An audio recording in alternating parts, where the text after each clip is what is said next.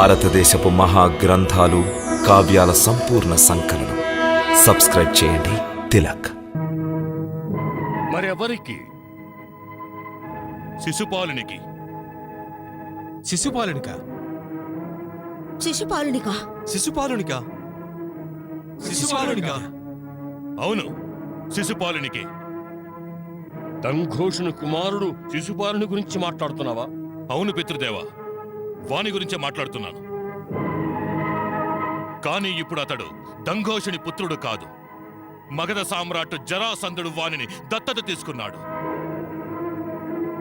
ఇప్పుడు అతడు మగధ సామ్రాట్ పుత్రుడు. ఈ సంపూర్ణ భారతావనిలో వాని వంటి వీరుడైన రాకుమారుడు వేరెవ్వరూ లేరు. అతడు మహారథుల్లో శ్రేష్ఠుడైన మహారథి, యోధులలో మహాయోధుడు. అతడే నా సోదరికి సరైన వరుడు. అతడిని కాదని నేను నా సోదరి వివాహాన్ని ఆ పిరికి గొల్లవాడితో చేయలేను. నువ్వెవరినైతే పిరికివాడంటున్నావో ఆ శ్రీకృష్ణుడే జరాసంధ చక్రవర్తిని, అతడితో పాటు శిశుపాలుని కూడా యుద్ధంలో 17 సార్లు ఓడించి 3 చెరువుల నీళ్లు తాగించాడు. అది మర్చిపోకు. నువ్వు ఈ విషయం మర్చిపోవద్దు రుక్మనంతా. ఆఖరికి దాని పరిణామం ఏమైంది? ఇవాళ నీ గొల్లవాడు జరాసంధుడి దండయాత్రలకు భయపడి సముద్ర మధ్యంలో ఒక చిన్న ద్వీపంలో కలుగులో ఎలకలా దాక్కుని ఉన్నాడు.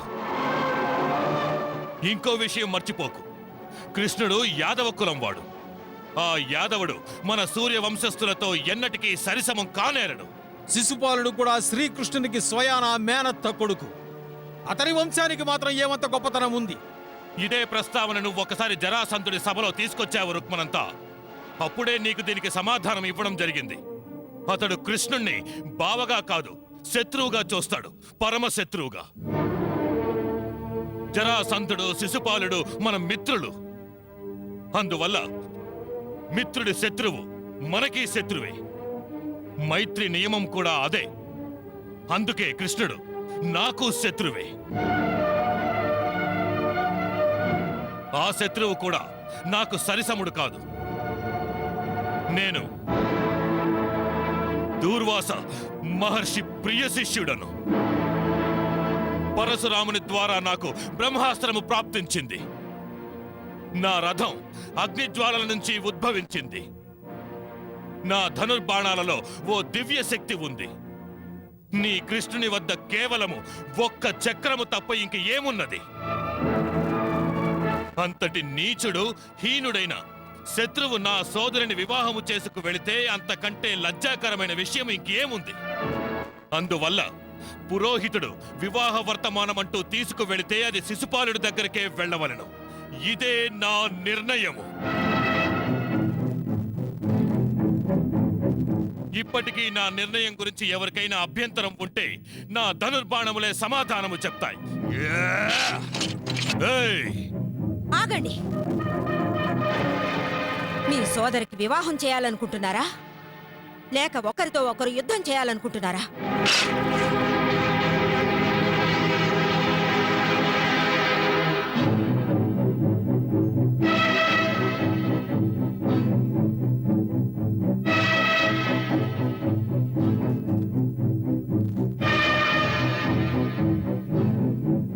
పెద్దన్నయ్య తండ్రితో సమానం అంటారు.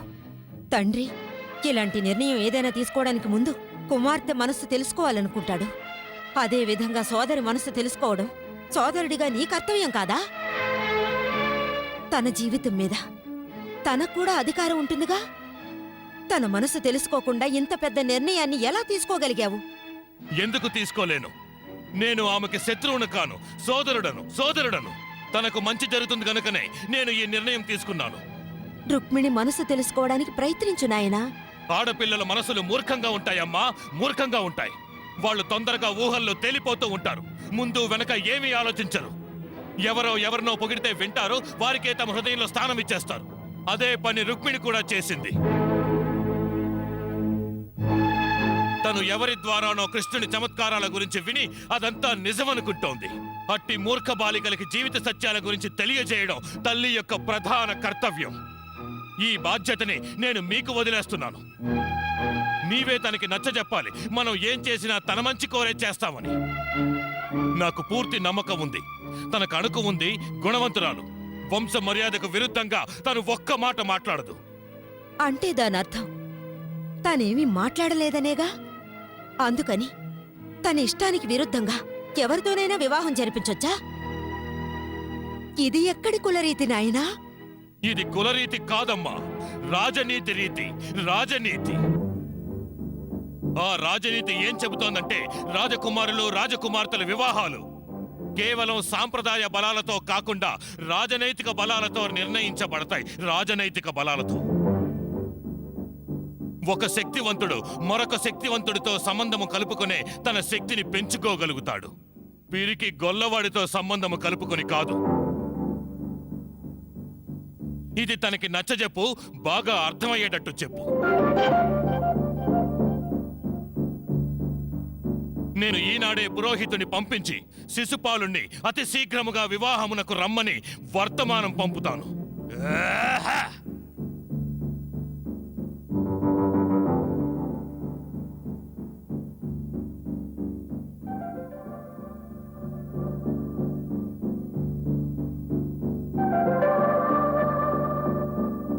వాడెంత పట్టుదల మనిషో నీకు తెలుసు.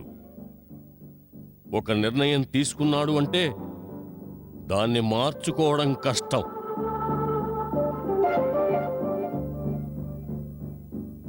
విధాత ఏం రాశాడో అదే జరుగుతుంది.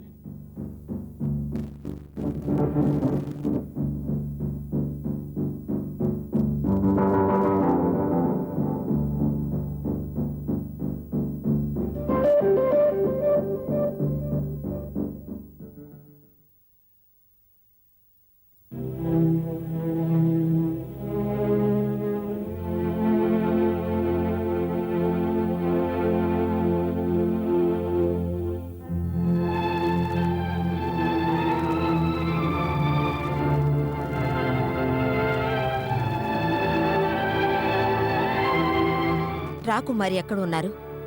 మేము వారిని కలవాలనుకుంటున్నామని చెప్పండి. రాజకుమారి గారు భవానీ మందిరంలో పూజ చేయడానికి వెళ్లారు. పూజ చేయడానికా? ఈ సమయంలోనా? అవును. ఏదో చింతిస్తూ ఉన్నారు. కొంతసేపు అటు ఇటు తిరిగి ఆలయానికి వెళ్లి పూజ చేయటానికి ఏర్పాట్లు చేయమన్నారు. వెంటనే సారథిని పిలిచి రథాన్ని సిద్ధం చేయమన్నారు. అంగరక్షకులు అన్ని ఏర్పాట్లు చేసిన తర్వాత బయలుదేరి వెళ్లారు. తోడుగా ఎవరు వెళ్లారు? చిత్తం మైనావతి కూడా వెళ్ళింది.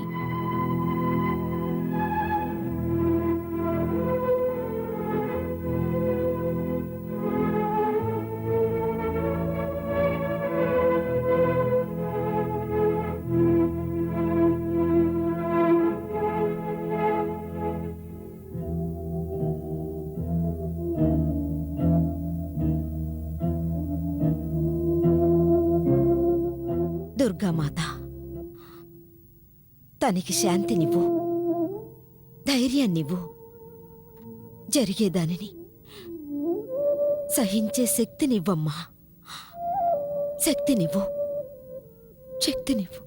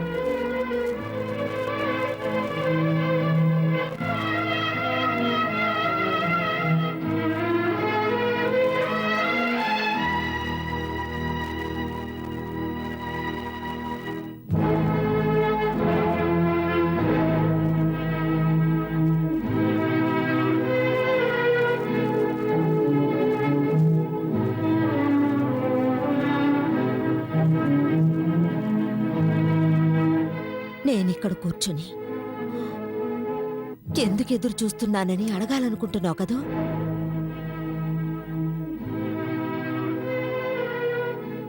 ఈ సమయంలో దేవాలయానికి ఎందుకెళ్ళావని నేను మాత్రం నిన్ను అడగను. నువ్వు దుర్గామాతని నీ కృష్ణుణ్ణి అడగడానికి వెళ్ళావని నాకు తెలుసు. అమ్మా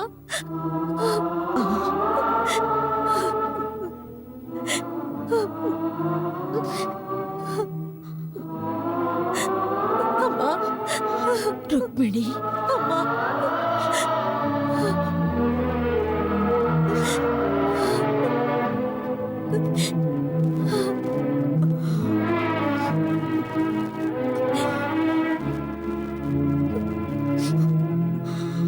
రుక్మిణి, నీ హృదయంలో ఏముందో సమస్తం నాకు తెలుసు. నేనేం చేయగలను? మీ పెద్దన్నయ్య రుక్మి ముందు మేము ఏమీ మాట్లాడలేకపోయాం. మీ నలుగురు అన్నదమ్ములకి, మీ తండ్రి గారికి, నాకు కూడా కృష్ణుడు బాగా నచ్చాడు. రుక్మి మాత్రం ఆయన్ని శత్రువుగా భావిస్తున్నాడు. కానీ వారెవరికీ శత్రువు కానే కారమ్మా. అందరి మంచి చూసేవారు. అది నాకు తెలుసమ్మా. కానీ మీ అన్నయ్య రుక్మికి ఎవరు చెప్పగలరు? అగ్రజుణ్ణి ఒప్పించలేరా? అయితే నాకు దారి చూపించమ్మా. నేనేం చెయ్యాలి? నేను నా మనసులో శ్రీకృష్ణుణ్ణి ప్రతిష్ఠించుకున్నానమ్మా. నా మాట విని ఆయన్ని మర్చిపో రుక్మిణి, మర్చిపో. నేను నా మనసులోంచి తొలగిస్తే వారితో పాటు నా ప్రాణాలు కూడా తొలగిపోతాయి. లేదమ్మా, లేదు, లేదు. అవునమ్మా, నేను నిజమే చెప్తున్నాను. మీరన్నగారిని ఇంకోసారి అడగండి. తను తన సోదరికి వివాహం చేయాలనుకుంటున్నాడా, లేక తన సోదరి మృత శరీరానికి వివాహం చేయాలనుకుంటున్నాడా? తనతో చెప్పినందువల్ల ఏమీ లాభం లేదు తల్లి. వాడి మాట పట్టుకుని అన్నదమ్ములతో, తండ్రి గారితోటి యుద్ధం చేయడానికి సిద్ధంగా ఉన్నాడు. తను సోదరులతో యుద్ధం చేయాల్సిన ఎలాంటి అవసరం లేదమ్మా. తనతో చెప్పు, తన ఒక్క బాణం, కేవలం ఒక్క బాణంతో సమస్య పరిష్కారం అవుతుందని. ఒక్క బాణాన్ని నా హృదయానికి గురిపెట్టమని. అప్పుడు ఏ సమస్య ఉండదమ్మా. ఇంట్లో ఏ కలహాలు ఉండవు. అంతా ప్రశాంతంగా ఉంటుంది. ప్రశాంతంగా.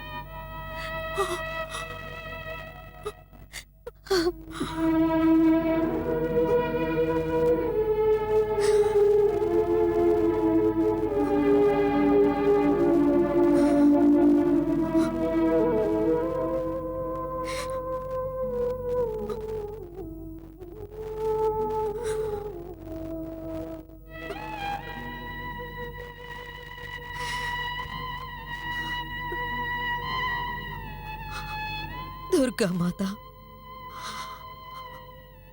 ఒక తల్లిని ఎంతటి ధర్మ సంకటంలో పడేశావు, ఎంతటి ధర్మ సంకటంలో పడేశావు, ఎంతటి ధర్మ సంకటంలో పడేశావు.